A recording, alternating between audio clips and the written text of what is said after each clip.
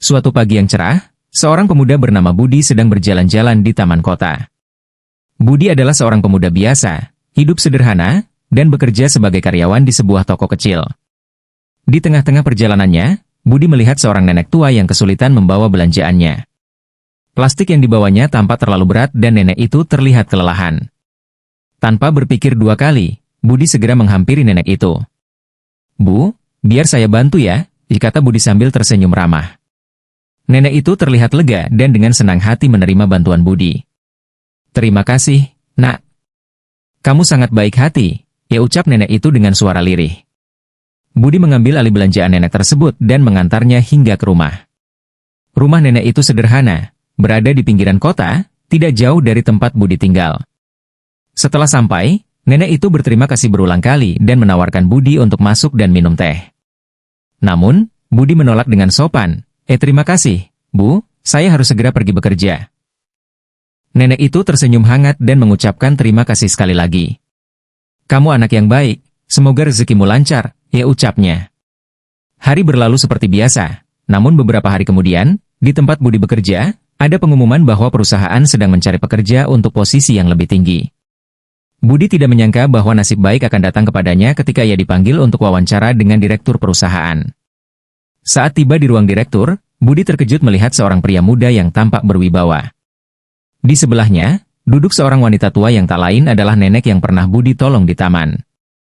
Direktur itu tersenyum lebar dan berkata, "Ibu Budi, terima kasih telah menolong nenek saya. Beliau sudah bercerita banyak tentang kebaikanmu. Saya yakin kamu akan cocok untuk posisi yang kami tawarkan."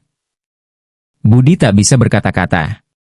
Dia tidak pernah menyangka bahwa tindakan kecil menolong seorang nenek akan membawanya pada kesempatan besar dalam hidupnya. Sejak hari itu, kehidupan Budi berubah. Dia mendapatkan pekerjaan yang lebih baik, dan hubungan baiknya dengan direktur muda itu terus berlanjut. Kebaikan kecil yang dilakukannya telah membawa berkah yang besar. Setelah diterima bekerja di posisi yang lebih tinggi, Budi merasa hidupnya berubah drastis. Dia kini bertanggung jawab atas tim kecil yang mengelola proyek baru perusahaan. Meski tanggung jawabnya bertambah, Budi tetap rendah hati dan bersyukur atas kesempatan yang telah diberikan kepadanya. Beberapa bulan berlalu, Budi semakin dekat dengan Pak Adrian, direktur muda yang ternyata adalah cucu dari nenek yang pernah ia tolong.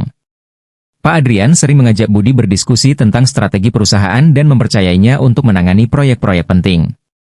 Mereka berdua menjadi lebih akrab, tidak hanya sebagai atasan dan bawahan, tetapi juga sebagai teman. Suatu sore, setelah rapat panjang, Pak Adrian mengajak Budi berbincang di ruangannya.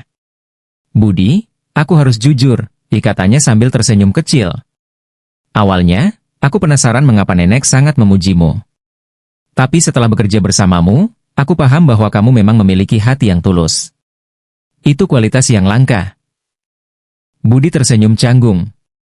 "Terima kasih, Pak. Saya hanya mencoba melakukan yang terbaik." Pak Adrian mengangguk.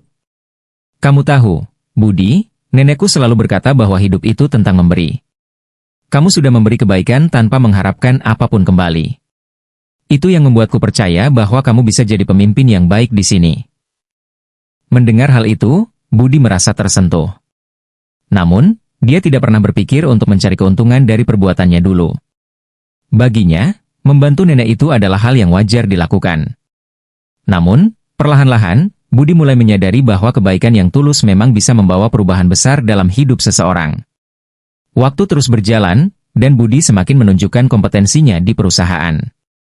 Dia mengusulkan ide-ide baru yang membawa keuntungan besar bagi perusahaan. Pak Adrian semakin mempercayainya, bahkan mengajaknya dalam rapat-rapat penting dengan para pemegang saham. Suatu ketika, Pak Adrian memberi kabar mengejutkan. "Budi, aku berencana untuk memperluas bisnis ini ke luar negeri. Aku ingin kamu ikut terlibat dalam proyek ekspansi ini." Budi merasa terkejut sekaligus bangga. "Saya sangat berterima kasih atas kepercayaan ini, Pak. Tapi apakah saya mampu?" Pak Adrian tersenyum. "Aku yakin kamu bisa, Budi. Aku sudah melihat kerja keras dan dedikasimu. Selain itu, nenekku sering mengingatkan bahwa seseorang yang selalu berbuat baik akan selalu mendapat pertolongan di saat dia membutuhkannya." Dengan dukungan dari Pak Adrian dan timnya, Budi mulai mempersiapkan ekspansi perusahaan ke luar negeri. Meskipun awalnya merasa sedikit gugup, Budi yakin bahwa setiap tantangan bisa dihadapi dengan kerja keras dan niat baik. Proyek ekspansi itu berjalan dengan sukses, dan perusahaan semakin berkembang pesat. Budi kini dikenal sebagai salah satu manajer terbaik di perusahaan, dihormati oleh rekan-rekannya dan menjadi kepercayaan utama Pak Adrian. Di balik kesuksesannya, Budi selalu ingat pada satu momen kecil yang mengubah hidupnya, saat ia menolong seorang nenek di taman. Ternyata, dari tindakan sederhana itu, hidupnya berbalik 180 derajat. Kini, dia tidak hanya sukses dalam karir, tetapi juga semakin memahami bahwa kebaikan yang tulus akan selalu membuahkan hasil yang tak terduga. Budi tersenyum, sambil mengingat pesan nenek yang selalu dia ingat, hidup adalah tentang memberi, nak.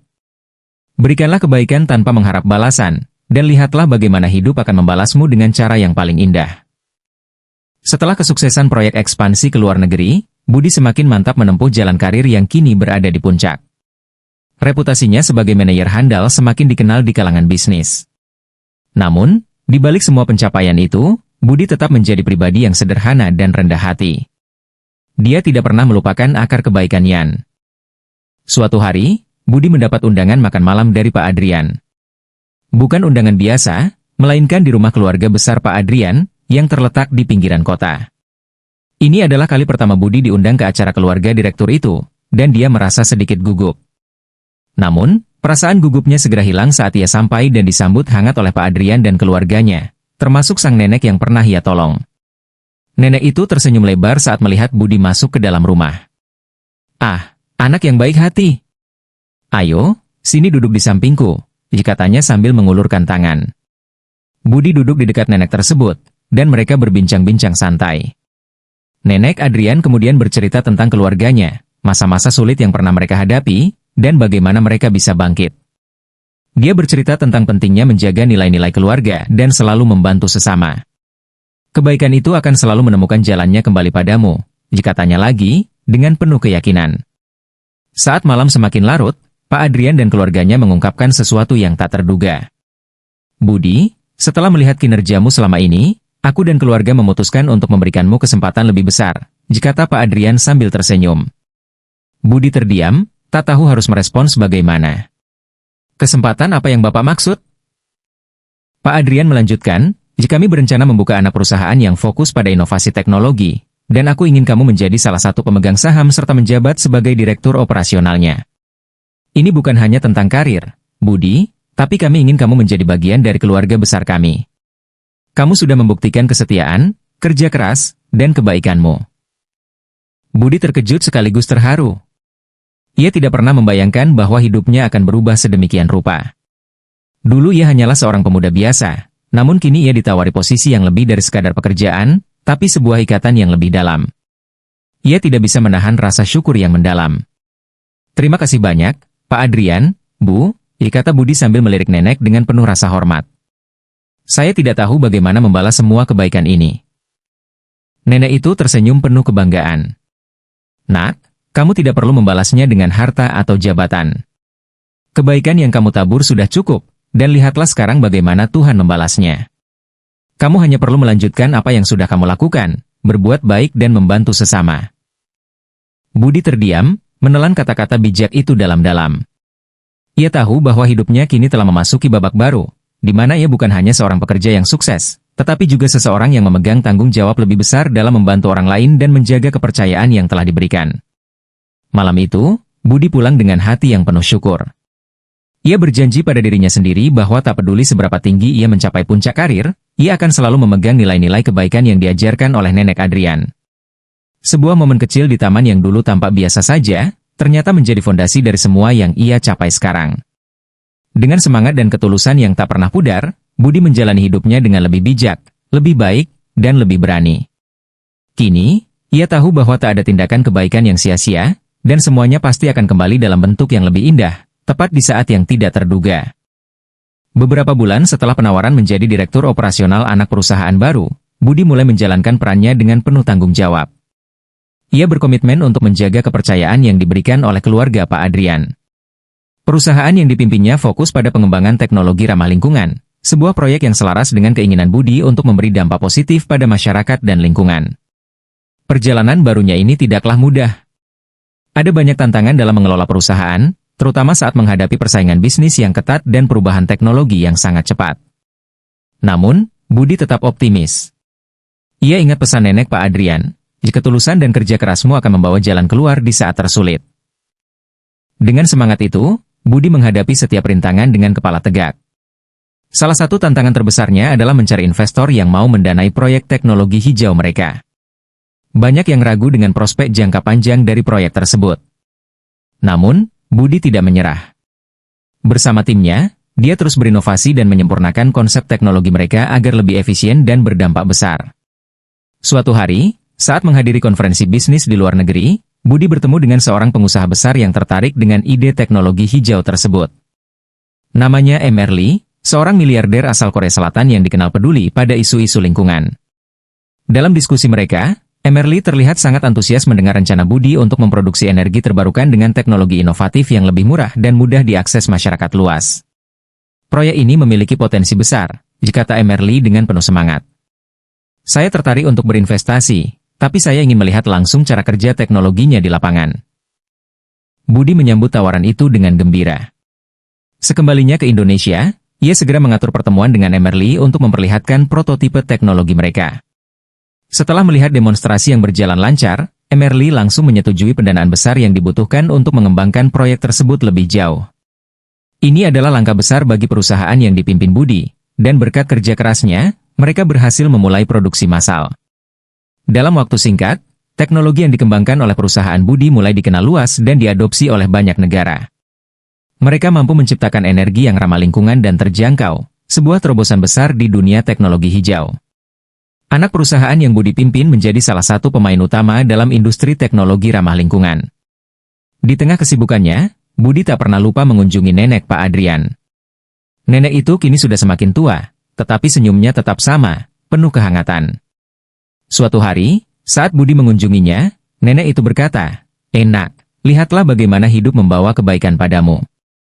Apa yang kamu lakukan sekarang tidak hanya bermanfaat bagi dirimu sendiri, tetapi juga bagi banyak orang." Budi tersenyum dan mengangguk. "Terima kasih, Nek. Saya tidak akan bisa sampai di titik ini tanpa bimbingan dan dukungan dari Anda dan keluarga."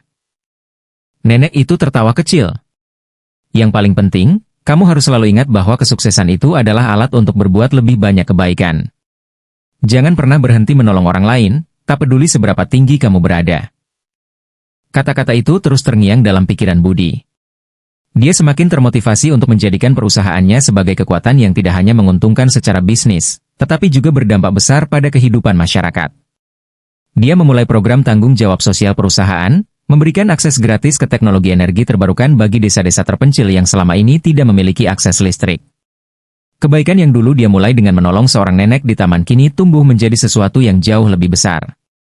Budi bukan hanya seorang direktur yang sukses, tetapi juga sosok yang menginspirasi banyak orang untuk terus menanamkan kebaikan dimanapun mereka berada. Hidup Budi menjadi bukti bahwa tidak ada kebaikan yang terlalu kecil, dan bahwa setiap tindakan yang tulus akan selalu menemukan jalannya untuk kembali, dengan cara yang tak terduga dan dalam bentuk yang jauh lebih besar dari yang pernah kita bayangkan. Halo sahabat Zulkarnaen semuanya, semoga kalian menikmati cerita di video ini yang dramatis, sangat menarik ini. Jika sahabat semuanya menginginkan konten-konten cerita seperti ini, maka jangan lupa untuk like, komen, subscribe, share video ini. Teriring ucapan terima kasih karena telah menonton video ini dan sampai jumpa di cerita berikutnya.